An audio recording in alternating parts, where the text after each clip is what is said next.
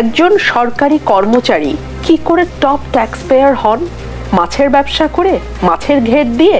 একবারও সরকারের এই কথাগুলো মনে হয়নি? সরকার তাকে একসময় ভীষণভাবে ব্যবহার করেছে, এখন তাকে সরকার এখনো যেটা করছে সেটাও ব্যবহার। আজকে কোন সেক্টরটি বাদ দিয়ে কোন সেক্টরে কথা বলবেন দুর্নীতি? কয়েকদিন আগে একটি পত্রিকা, বাংলাদেশের একটি পত্রিকা নিউজ করেছে যে কুইক রেন্টালগুলো আওয়ামী লীগের বিলোনিয়ার তৈরির কারখানা হয়ে গিয়েছে। পুলিশের সাবেক মহাপরিদর্শক বেনজির আহমেদের একটি পাসপোর্টের ডেলিভারি স্লিপ এটি, যেখানে দেখা যায় 2020 সালের 4 মার্চ সাধারণ পাসপোর্টের জন্য আবেদন করেন বেনজির। পরিচয় দিয়েছেন বেসরকারি চাকরিজীবী, অথচ সে সময় র্যাবের মহাপরিচালক হিসেবে দায়িত্ব পালন করছিলেন তিনি। আসসালামু আলাইকুম প্রিয় দর্শক, ফাইনালি চলে আসলাম আপডেট ও গুরুত্বপূর্ণ কিছু নিউজ নিয়ে আপনাদের মাঝে। প্রিয় দর্শক, অবশ্যই ভিডিওটি শেষ অবধি দেখবেন। দর্শক, আপনাদের কাছে ছোট্ট একটি অনুরোধ, দেশ এবং দেশের বাইরে হলে কমেন্ট বক্সে লিখে জানিয়ে দেবেন, আর চ্যানেলে নতুন হলে সাবস্ক্রাইব করে পাশে থাকা বেল বাটনটি অবশ্যই অল করে দেবেন, কারণ পরবর্তী আপডেট নিউজ সবার আগে পাওয়ার জন্য প্রিয় দর্শক আর অবশ্যই একটি লাইক দেবেন।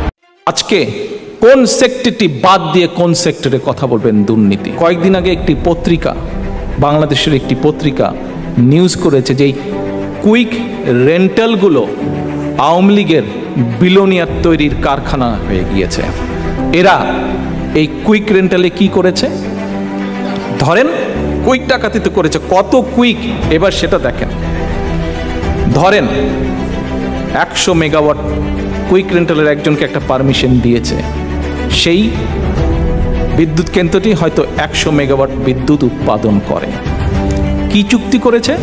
যে কুইক রেন্টালের বাংলাদেশি কোম্পানি, কুইক রেন্টালগুলো তো বাংলাদেশি কোম্পানি, বাংলাদেশি। আপনার যখন এইখানে আপনি কারোর সাথে ব্যবসা করেন, আপনি যখন লন্ডনে আছেন, ইউকেতে আছেন, ব্যবসা করেন, আপনার সাথে যদি চুক্তি হয়, আপনি কি তাকে টাকা দিবেন না পাউন্ডে দিবেন? ভাই, পাউন্ডে দিবেন, যেহেতু আপনি এই দেশে আছেন।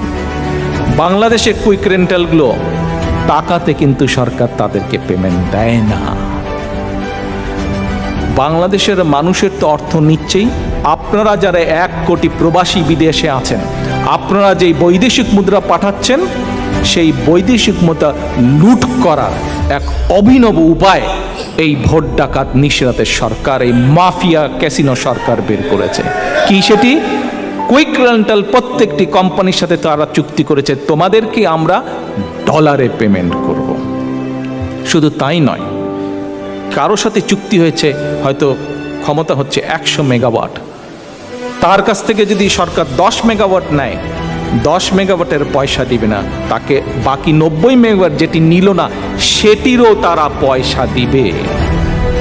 তাহলে দেখেন কিভাবে দেশের মানুষের অর্থ এবং প্রবাসী আপনারা যারা আছেন, আপনাদের কষ্টার্জিত বৈদেশিক মুদ্রা কিভাবে এরা কুইক রেন্টালের নামে লুট করেছে, এবং শুধু লুটই করে নাই, লুট করে পাচার করেছে।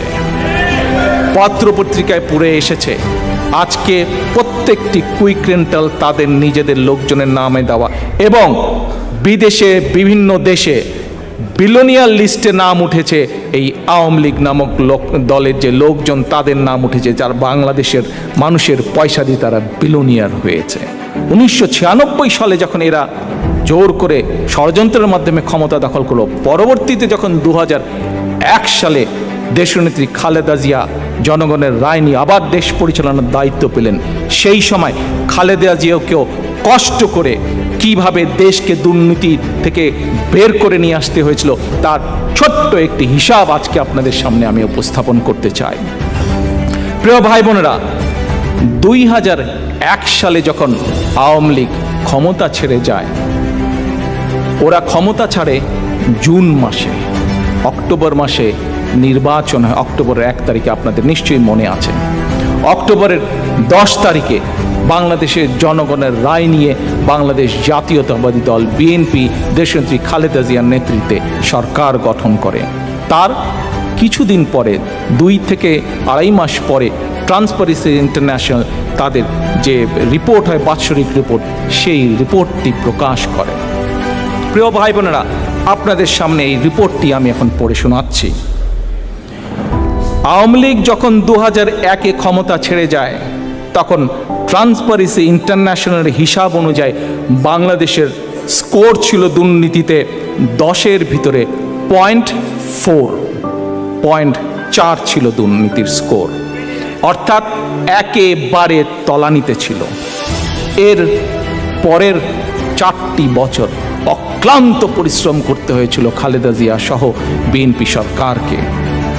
বিএনপির শাসনামলে খালেদা জিয়াকে এই জঞ্জাল থেকে বের করে নিয়ে আসতে হয়েছিল, এবং কি হয়েছিল সেটা দেখেন।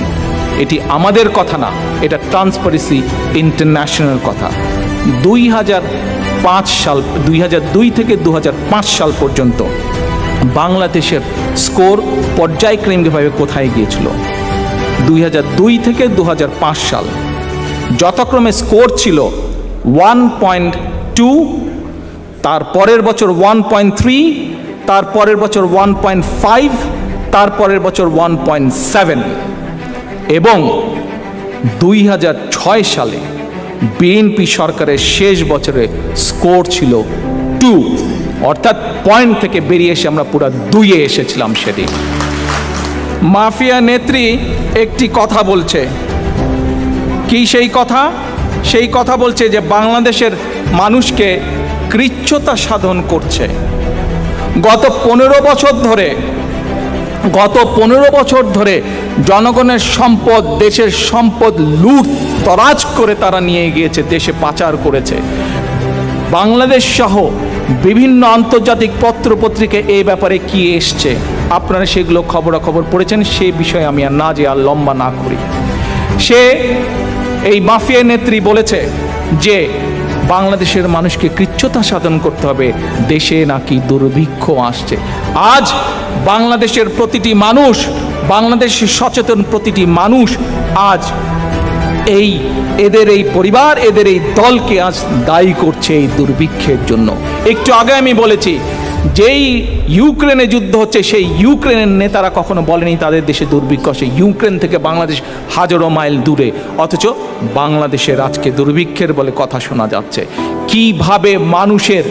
কিভাবে সে ধনী হোক, গরিব হোক, মধ্যবিত্ত, প্রতিটি মানুষের পকেটের অর্থ কিভাবে এরা বের করে নিয়ে গিয়েছে। প্রত্যেকটি সেক্টর থেকে অর্থ লুটপাট করছে। বালিশের দাম 7,000 টাকা, নিশ্চয়ই এই গল্প আপনাদের মনে আছে। স্টেথিস্কোপ ডাক্তাররা দেখে, তার নাম 30,000 টাকা। বাংলাদেশে খিচুড়ি রান্না করতে বাংলাদেশের লোকজনকে বিদেশে পাঠাতে হয়, দেখেছেন আপনারা এই অবস্থা। আজকে আপনারা দেখেছেন যে এই মাফিয়া নেত্রী প্লেনে করে যাচ্ছে, পুরো প্লেন ভরে কি নিয়ে যাচ্ছে, সেই গল্প তো আপনারা শুনেছেন, সেই ঘটনা আপনারা শুনেছেন। আজকে খুব দুঃখের সঙ্গে বলতে হয়, সকালবেলায় আমি একটি নিউজ দেখলাম, আজকে বাংলাদেশের মানুষের অবস্থা কোথায় গিয়ে পৌঁছেছে। আজকে আমি নিউজ দেখলাম, নিউজটা কি জানেন? নিউজটা হচ্ছে যশোরের একটি নিউজ, পত্রিকায় এসছে। মানুষ এতই সর্বহান্ত হয়ে গিয়েছে যে আজকে একজনকে জিজ্ঞেস করেছে যে গরুর গোশত কতদিন খাও না? বলে ভাই বহুদিন গরুর গোশত খাও না, তবে মাঝে মাঝে এখন একটু করে খেতে পাই। কি করে খেতে পাও? যশোরে একটি জায়গায় কিস্তিতে গরুর গোশত বিক্রি হচ্ছে, ক্রেডিটে গরুর গোশত বিক্রি হচ্ছে। এই অবস্থায় নিয়ে গেছে এই মাফিয়া সরকার আজকে মানুষকে। আজকে তারা মানুষকে উপদেশ দিচ্ছে, কৃচ্ছ্রতা সাধন করেন। আসেন আমরা দেখি এই মাফিয়া সরকার কি কৃচ্ছ্রতা সাধন করছে। প্রিয় ভাই বোনেরা, আপনাদের দল, আপনাদের প্রিয় দল বাংলাদেশ জাতীয়তাবাদী দল অনেকবার সরকার পরিচালনা করেছে। শহীদ জিয়ার নেতৃত্বে সরকার পরিচালনা করেছে, দেশনেত্রী খালেদা জিয়ার নেতৃত্বে সরকার পরিচালনা করেছে। আপনারা কি জানেন? প্রিয় ভাই বোনেরা মন দিয়ে শুনবেন, বাংলাদেশের মানুষ আজ কিস্তি করে গরুর গোশ খেতে হচ্ছে। খবরে এসছে বাংলাদেশের শতকরা 30% মানুষ আজ সঠিকভাবে 3 বেলা খেতে পারে না। 30% মানুষ মানে 20 কোটি, যদি জনসংখ্যায় 30% মানুষ মানে 6 কোটির বেশি, প্রায় 7 কোটি মানুষের সংখ্যা হচ্ছে 30%, অর্থাৎ ইউকের জনসংখ্যা 7 কোটি। সমগ্র ইউকের মানুষ যদি আমরা ধরি, ঠিকভাবে 3 বেলা খেতে পারছে না। আপনারা কি জানেন এই মাফিয়া শেখ হাসিনা তার প্রতিদিনকার আপ্যায়ন ব্যয় কত? জনগণের পকেট থেকে আপ্যায়নের নামে কত টাকা খরচ করে আপনারা কি জানেন প্রিয় ভাই বোনেরা? 5 লক্ষ টাকার মতন প্রতিদিন তার আপ্যায়ন ব্যয়। যেই দেশের মানুষ 30 ভাগ মানুষ খেতে পায় না ঠিকভাবে 3 বেলা, যেই দেশের মানুষ কিস্তি করে বাজার করে, কিস্তি করে জিনিস কিনতে হয়, কিস্তিতে ক্রেডিটে অল্প অল্প করে জিনিস কিনে, যেই দামের জিনিসের দাম 100 টাকা হয়তো আজকে 10 টাকা দিল, কালকে 5 টাকা দিল, কিস্তি করে কিনে, সেই দেশে এই শেখ হাসিনা মাফিয়া নেত্রী প্রতিদিনকার তার আপ্যায়ন ব্যয় প্রায় 5 লক্ষ টাকা বাংলাদেশি টাকায়। 2022-23 সালে প্রধানমন্ত্রীর কার্যালয় আপনারা জানেন কত টাকা বাজেট থেকে বরাদ্দ করেছে? এটি কোনো উন্নয়ন ডেভেলপমেন্ট মিনিস্ট্রি না, শুধু একটি প্রশাসনিক অফিস। এটা সেখানে বরাদ্দ করা হয়েছে 5,500 কোটি টাকারও বেশি। 5,500 কোটি টাকা, অর্থাৎ প্রতিদিনকার হিসাবে যদি আসে 10 কোটি টাকারও বেশি জনগণের অর্থ সম্পদ লুটপাট করছে। আজকে এখানে যে কয়টা মানুষ আপনারা উপস্থিত আছেন, যারা দেখছেন, সবাইকে আমি বলে দিতে পারি, আপনারা লিখে রাখতে পারেন, যেদিন জনগণের সরকার প্রতিষ্ঠিত হবে এই 10 কোটি টাকা যে প্রতিদিন, এর কোনো হিসাব কেউ খুঁজে দিতে পারবে না, কোনো হিসাব নাই। এইভাবে তারা জনগণের সম্পদ লুট করছে। প্রতিদিন 10 কোটি টাকা তাদের প্রয়োজন মতন তারা নিয়ে যাচ্ছে, 10 কোটি টাকা প্রতিদিন। তাহলে চিন্তা করেন গত 15 বছর যাবৎ প্রতিদিন কি পরিমাণ জনগণের সম্পদ, জনগণের অর্থ, জনগণের টাকা তারা লুট করেছে। এটি কোনো ডেভেলপমেন্ট মিনিস্ট্রি নয়। এই হচ্ছে তাদের কৃচ্ছতা সাধন। মানুষকে বলবে না খায় থাকো, আর নিজেরা প্রতিদিন প্রায় 5 লক্ষ টাকা আপ্যায়ন ব্যয় করবে, নিজেরা জনগণের অর্থ প্রতিদিন 10 কোটি টাকা 9-6 কোটি লুট করবে। এই হচ্ছে এই অবস্থা আজ সরকারের।